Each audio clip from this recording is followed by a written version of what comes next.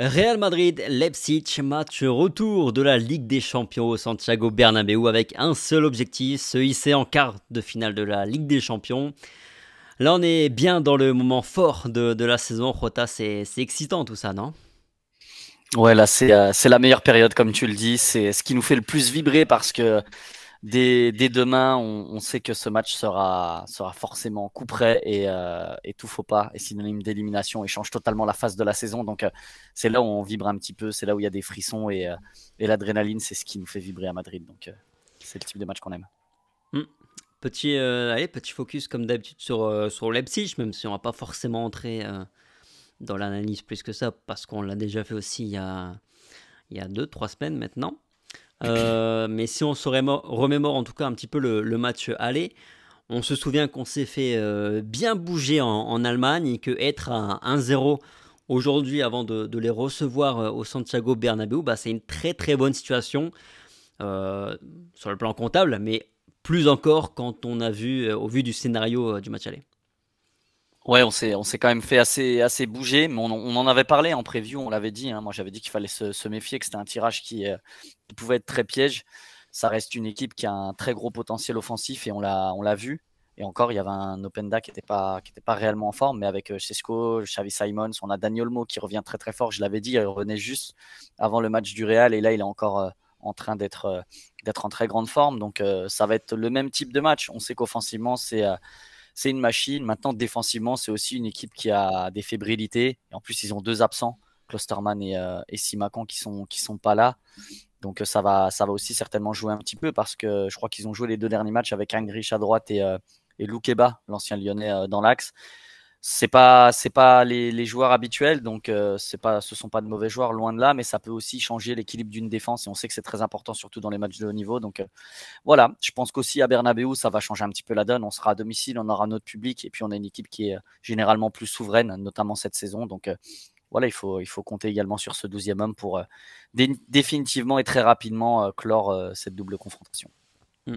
Il y a forcément de la méfiance hein, après ce match, mais c'est vrai aussi que après le match aller et au vu de ce qui est sorti de ce match aller, c'est-à-dire une victoire malgré tout 1-0 du Real Madrid, bah c'est vrai qu'on a aussi la sensation que bah, leur chance pour Leipzig pardon, pour passer ce tour suivant, bah, elle est passée en fait.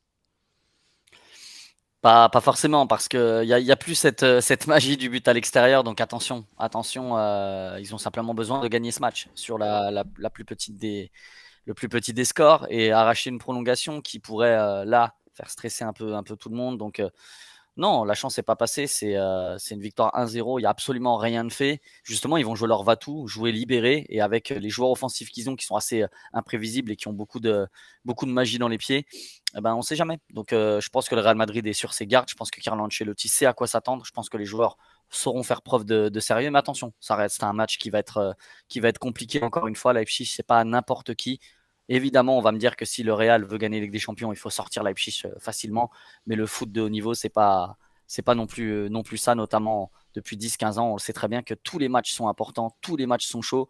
Et encore une fois, je le répète très souvent, je radote un peu, c'est la vieillesse, mais on n'est pas à l'abri d'un coup du sort, d'un carton rouge ou d'un penalty qui peut changer un petit peu la donne. Donc voilà, il faut rester quand même très sérieux pendant 90 minutes, voire plus. Non, bien sûr. Puis sur un match en plus, puis comme tu le dis avec l'armada offensive qu'ils ont, cette équipe est plus redoutable que beaucoup d'autres parce que bah, sur un match, ils peuvent t'en mettre 2 3 et si derrière toi, t'as pas la même efficacité offensivement, et bah, tu peux passer à la trappe effectivement. Entre-temps, Leipzig a gagné 2 de ses matchs, il en a perdu un, c'était contre le Bayern, 2 buts à 1, mais de toute façon, je pense qu'on va s'accorder sur le fait que la dynamique entre deux rencontres de Ligue des Champions, elle n'a pas tellement d'importance. Non, elle n'a pas trop d'importance dans ce type de match parce que sinon ils ont un peu l'avantage. Ils perdent vraiment dans les arrêts de jeu face au Bayern. Ils font une remontada ce week-end, ils gagnent 2 matchs sur 3. Tandis que nous, on en gagne un seul sur 3, on fait 2 matchs nuls. Donc c'est peut-être même l'une de nos périodes les plus complexes. Mais voilà, ça reste la Ligue des Champions. Le Real en Ligue des Champions, c'est un bioman qui se transforme. Donc non, il y a pas trop de répercussions, je pense, sur le match de demain. Ouais. Puis bah, 2 absences, j'avais noté, mais tu l'as déjà aussi cité. Mohamed Simakan et Lucas Klosterman. Côté Real Madrid, on vit dernier jour là sous fond de polémique après le match face à Valence. Perso, je crois pas du tout que ce match peut impacter de quelconque manière la préparation justement de ce match de Ligue des Champions côté Real, t'es d'accord? Ouais, je suis d'accord. Je pense que des scandales, on en a déjà vu, peut-être pas aussi flagrant que celui face à Valence, mais on en a déjà vu, déjà connu. Et non, c'est des professionnels, ils ont réagi à chaud, ils en ont parlé un petit peu, on leur pose des questions en conférence, mais au-delà de ça, il y a pas de. Je pense pas que ça change un petit peu la préparation, même pas du tout. Je suis d'accord avec toi. Hmm. En conférence de presse, là, d'où je sors justement, Kamavinga a répété 3-4 fois, c'est très bizarre ce qui s'est passé à Valence. Évidemment, ce sont les premiers à pas comprendre la décision et ils espèrent, ce que disait Kamavinga, il n'y a pas eu d'insultes, de comportement agressif, plus que ça de la part de Bellingham, donc ils espèrent que la commission fera son taf et qu'elle annulera la suspension de Bellingham, affaire à suivre. À part ça, que de bonnes nouvelles ce matin à l'entraînement. Alors, toujours pas de Militao qui s'entraîne en marge du groupe et David Alaba qui également travaille en intérieur. Bon, lui, on sait qu'on ne le verra pas cette saison du tout, il n'y a aucune chance. Thibaut Courtois était avec les deux autres gardiens. Pas de gêne apparente en plus. Après, bon, on a vu qu'un petit quart d'heure et des exercices assez basiques. Mais toujours est-il que c'est signe qu'il est dans sa dernière phase de récupération. Pour le reste, tout est OK également. Carlo Ancelotti va donc avoir du choix demain. Ouais, on s'en réjouit parce que forcément, on avait constaté un petit peu de fatigue lors des derniers matchs, dû notamment aux absences répétées. Donc voilà, il faut se réjouir de pouvoir avoir l'intégralité ou presque, comme tu l'as dit, de l'effectif à disposition. Et voilà, c'est toujours top pour un entraîneur d'avoir le choix. Évidemment, on lui a posé des questions un peu sur le 11. Eduardo Camavinga était en conférence de presse. Donc habituellement, ça donne un indice sur le fait que celui qui est en conférence de presse va jouer. Évidemment, il n'a pas donné d'informations précises, mais c'est vrai qu'il a exprimé lui aussi le fait qu'il avait des doutes par rapport au 11 de demain. Mais je ne donnerai pas de piste, hein, il a bien dit. À ton avis, c'est sur quoi les doutes? Moi, honnêtement, j'ai pas de doute, hein. Je pense qu'on verra le 11 de ce week-end, celui qui a l'air le plus fort à l'heure actuelle. Donc, Camavinga, oui, s'il était aux côtés de Carlo Ancelotti, en règle générale, 9 fois sur 10, c'est qu'il sera titulaire. Et en théorie, vu ce qu'on voit actuellement, il n'y a pas de raison qu'il ne le soit pas et qu'on ne voit pas le 11 qu'on a vu à Valence. Donc, je pense que c'est un peu plus de l'intox pour faire parler les journalistes qu'autre chose parce que je vois pas quelle surprise pourrait avoir lieu dans le 11 de demain. Défensivement, parce qu'il y a un débat qu'on a un petit peu amorcé lors du débrief samedi. C'est aussi un débat qui est naissant dans les médias espagnols pour avoir feuilleté un petit peu AS et Marca entre Tchouaméni et Nacho pour accompagner Rudiger défensivement.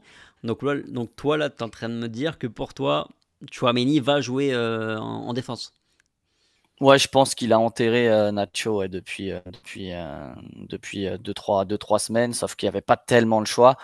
Mais ouais, je pense que sur les matchs importants, il l'a enterré, ouais, à mon avis. Surtout qu'en fait ça vient se coupler à. Je pense que ça arrange en plus Ancelotti. Parce que enlever. Grosso modo, le choix c'est Camavinga ou Tchouaméni. Un petit peu parce que Valverde et Kroos, c'est compliqué de les enlever. Bellingham, Rodrigo, Vinicius, c'est pareil. En tous les cas, dans l'esprit d'Ancelotti.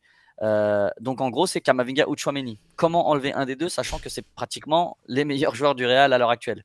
C'est pas possible. Sur les derniers matchs, c'est pratiquement les deux qui ont le meilleur rendement. Donc, pour moi, c'est plus simple d'enlever Nacho, qui est quand même en difficulté, de mettre Tchouaméni derrière, qui est plutôt assez serein, qui est très très bon de la tête. Je le répète, je crois que c'est 100% de duel gagné sur ses 5 derniers matchs en tant que central.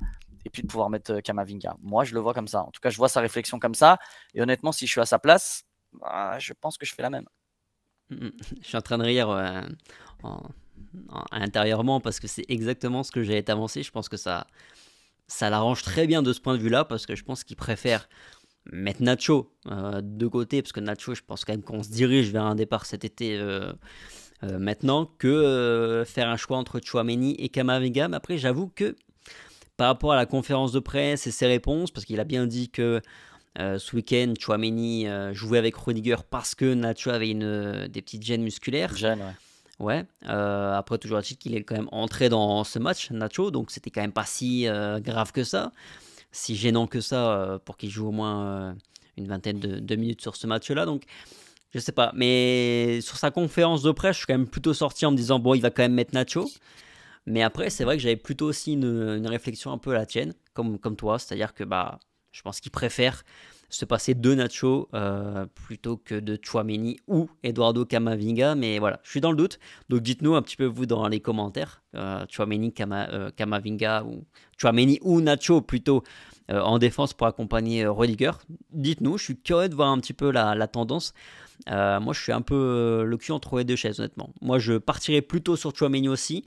Parce qu'en plus, bah, sur les dernières semaines, bah, factuellement, bah, il est meilleur que Nacho, plus sûr défensivement que l'Espagnol. Donc à voir. Donc à voir. Pour le reste, donc toi, tu vois du classique. Camavinga, du coup, au milieu de terrain avec Fede Valverde, Kroos.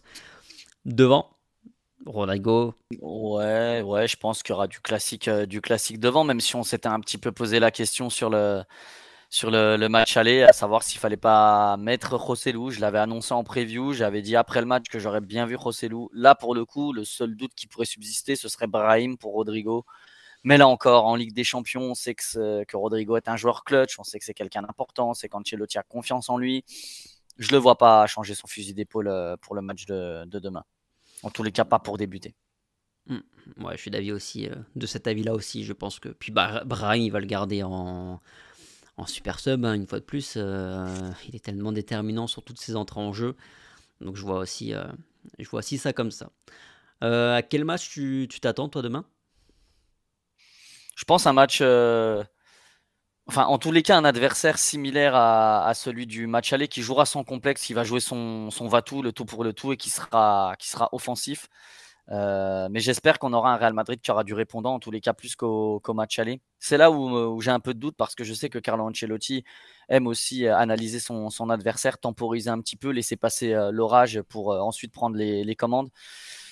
J'espère que ça sera juste pas trop tard si c'est cette option-là qui est envisagée. Mais voilà, j'espère avoir un Real de caractère. Je pense que le Real a besoin aussi de répondre un petit peu et de taper du poing sur la table en Europe parce que bah voilà, c'était un peu timide face à Leipzig. C'est un peu timide depuis 3 semaines, malgré qu'on le disait, c'est une période où il y a pas mal de repos. Mais je pense que là, il faut, comme je l'ai dit, il faut taper du poing sur la table et marquer un petit peu les esprits. Donc, un gros match du Real, en tous les cas, me ferait plaisir. Donc, j'espère qu'ils seront dans cet état d'esprit.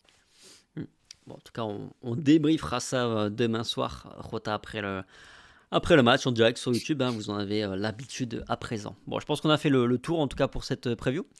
Merci à Rota, merci à tous d'avoir regardé la vidéo. Faites-nous part vous aussi, hein, du coup, votre ressenti sur le 11 de départ attendu. Et puis sur ce, bah, passez une bonne journée, prenez soin de vous comme toujours. Puis on se dit à demain, mercredi soir, pour le débrief. Allez, ciao. Ciao.